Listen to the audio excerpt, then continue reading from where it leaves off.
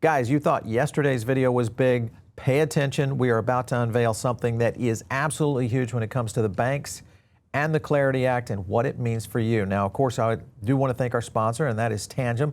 This is basically the place where you're going to be able to get yields right now. The way the Clarity Act is setting up, you get AAVE yields when you are inside the Tangem app holding USDT, USDC, all sorts of assets over there. So check it out. Let's go over to the point I want to get at today, and that is a lot has happened in just 24 hours. The White House is expecting the Senate to advance the crypto market structure bill tomorrow.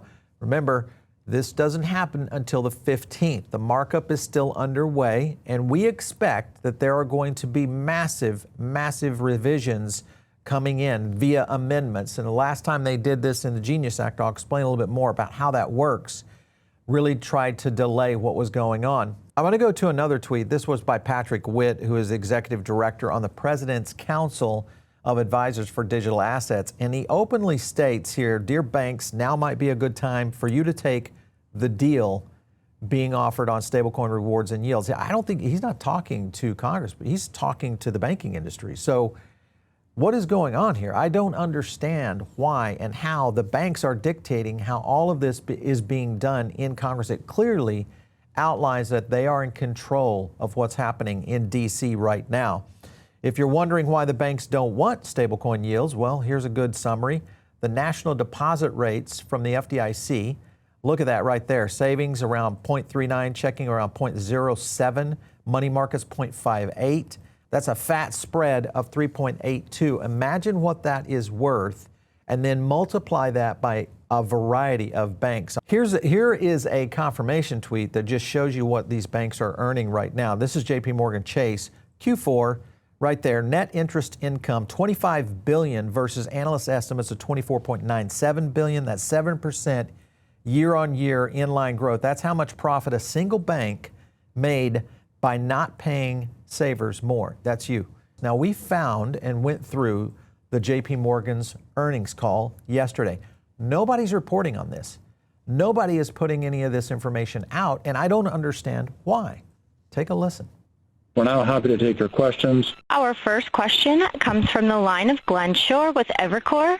So I want to ask on the stablecoin issue, talking about the immediacy of the issue and whether or not they can close the loophole on interest on stablecoin, and then how big of a deal for the banking system if they're not successful. Thanks.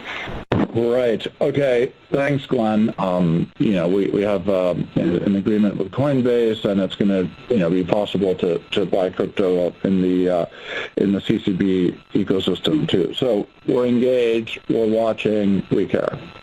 I would just add one quick thing. Yeah. That letter was signed by the ABA, the FSF, the ICBA. It was all banks. It wasn't a handful of banks.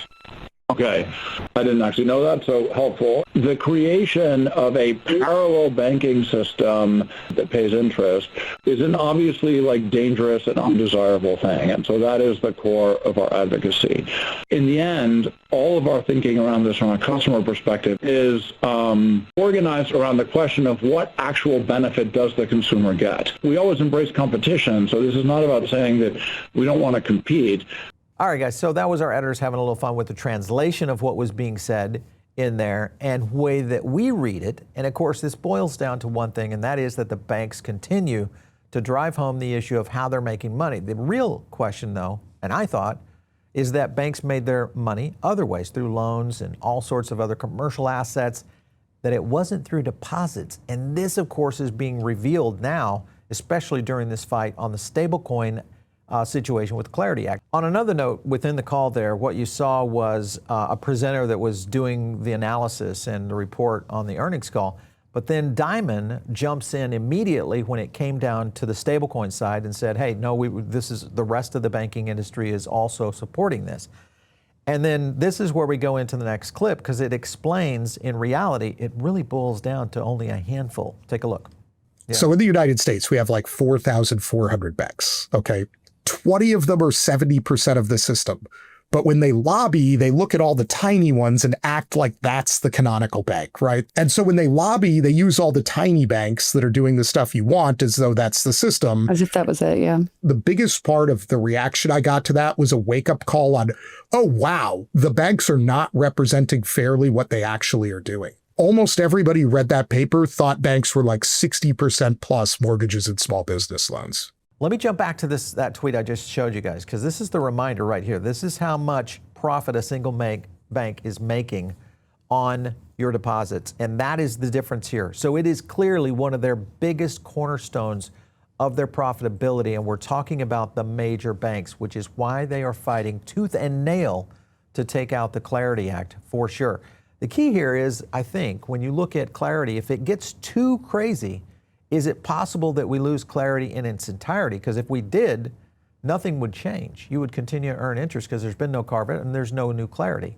So there is a fine line that the banks have to walk to be able to get this through the end. However, there are some things happening within that. Furthermore, there was so much backlash on what was happening yesterday around X and all of social media in reference to what was happening with the fact versus myth, that the Senate Banking Committee had to put out basically a statement on this. And there was a little bit of an interesting point here. I want to go down to number 7.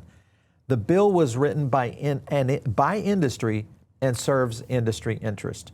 Now, was he talking about the banking industry and serving banking industry interest? I'm assuming that's what he means by that, because I can't see this any other way. All right, so you got to break down the act itself and who benefits. If you look further into the chart, the threat breakdown, right there, corporate state fusion, very high on the list. Then you look at the who profits, obviously Coinbase profits here, Circle profits, Chainalysis, traditional finance. DeFi is not anywhere even in this game. So clearly this is now talking about a corporate fusion of what we're seeing within the industry. This is no longer what we thought it was going to be, and we are there now. Now, there was some things going around yesterday on X, and this, of course, was Sandra Lutz talking about Coinbase telling the crypto industry to stand down, right? So everybody saw that tweet, most likely. If you didn't, this was the exchange. And in a response to his request on comment, Coinbase spokesperson said, no, we did not tell people to stand down. Coinbase has nothing to add on the stablecoin yield language. The Coinbase rep did today tell crypto industry leaders what I posted above, which was stand down. And that is the point that everybody's questioning now. Was Coinbase always looking this as maybe an angle in which stablecoin yield would start to move away? Because remember, now there is a partnership with Coinbase and JP Morgan. And this is going to, of course, accelerate Coinbase's revenue, because we all know fees is really where it boils down to. Another thing that you have to take a look at is this tweet right here by Brian Armstrong. A reminder that Stand With Crypto will be scoring the Senate markup this week. We get to find out which senators stand for bank profits at the expense of American people. And they're going to do this after the vote. So why are we not doing this before to influence the vote, not after to just show what happened? This is where I think things get a little bit unusual. And of course, you go over to the Coinbase website, and what's this? Something changed. Of course, after what you heard earlier, which was stand down, now they have the ACT directive here, which is protect your rewards. So even going to as far as telling you what to say to your senator, which is go out there, pass the market structure legislation while protecting our rewards. I don't know what's going on. Which is it? Are we standing down or are we protecting our rewards? That's the point I want to get at. Hopefully, Coinbase, if you're watching, you're welcome to come on the show for comment. We'd love to get a little bit deeper on this, especially as we are going into the market structure tomorrow. Likelihood is this will extend significantly over the next few days. Maybe this even gets delayed further. All right, and if you guys remember yesterday, we were talking about Lummis and trying to support this. We thought, well, is there some kind of bank support here? I don't think it's bank support. It's clear, Lummis has always been a Bitcoin advocate and will continue to be. This is good for Bitcoin because it does remove all of the other ability for you to earn income in other ways other than investing in Bitcoin. Not saying that's a bad thing, but it is something that now we have senators out there doing. The other thing I want to get to, which is Austin Campbell again, breaking down why we cannot give up this fight just yet. Take a look. When the modern banking system was created in 1933 with the Banking Act that year, there was kind of a 3-part deal that was given to the banks. Number one, which we still have, was the creation of the FDIC. Number 2 in that act, which people often forget about, was something called Reg Q. Banks could not pay interest on deposits. Okay, file that away. 3, Glass-Steagall, which was the separation of commercial and investment banking. Banks lobbied to get rid of Reg Q because they said, this is an anti-competitive thing to ban paying interest because we can't compete with money market funds and you're damaging the banking system. 2, there was the Gramm-Leach-Bliley Act in the late 90s that repealed Glass-Steagall. So I would say, if we're going to be logical about this, there are 2 potential conclusions. Let stablecoins pay interest and let everybody compete in a free market.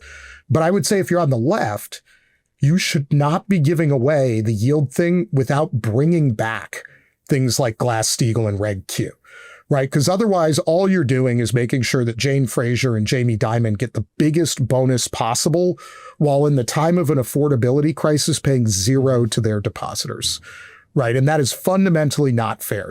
Totally agree with him there. And I think this is the issue we are facing right now around what clarity is going to be.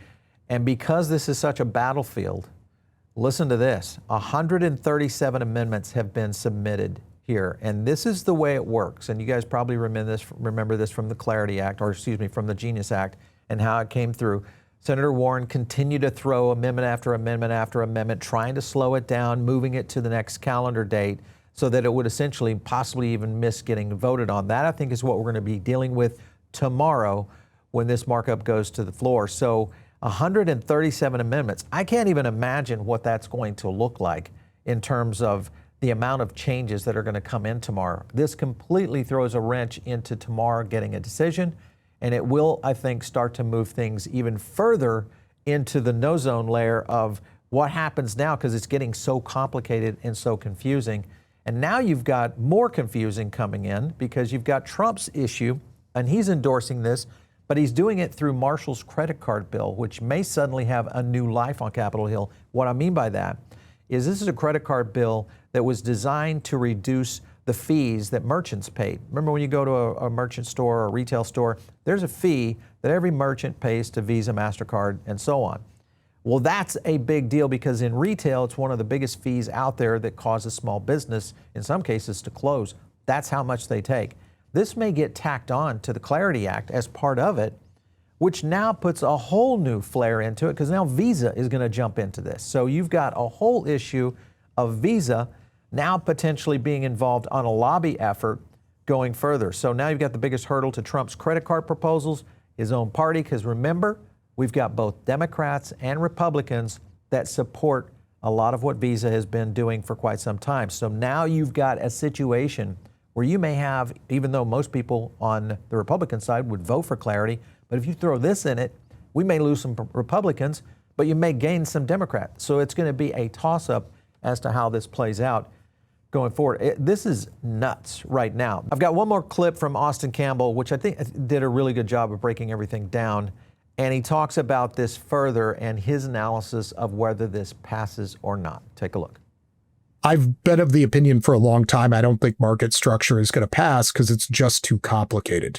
You have a jurisdictional clash that is at least three-way between the banking regulators, the SEC, and the CFTC. And then I think you additionally have the problem there of the issuers that have a stake from the security side, the trading platforms that have a stake from the activity side, and are echoes of fights they've been having in traditional markets for a long time that remain unresolved. Dodd-Frank was a giant endeavor and covers less in many ways than market structure does. So that's a hard one. Let's take a look at Polymarket real quick, because this is where I get a little nervous. Polymarket is holding right now, as you can see right here, that only 56%. Remember, this was right here on January 13th, 70% passing. It falls dramatically down to 21%, levels off, and now here we are at 56%. I think this is going to go down even further, and the likelihood is that because of the issue we're facing with Visa now entering the fight, and the fact that we are already possibly seceding one of the biggest advantages of the Clarity Act, which is stablecoin yields, which had already been identified and resolved in the Genius Act, This, I think, is starting to cause a bit of an uproar for sure, and I think you guys are one of the reasons why. You guys get out there, talk to your senators, let them know you want to protect your yields. Stop preferential treatment to the banks. No yield, no bill.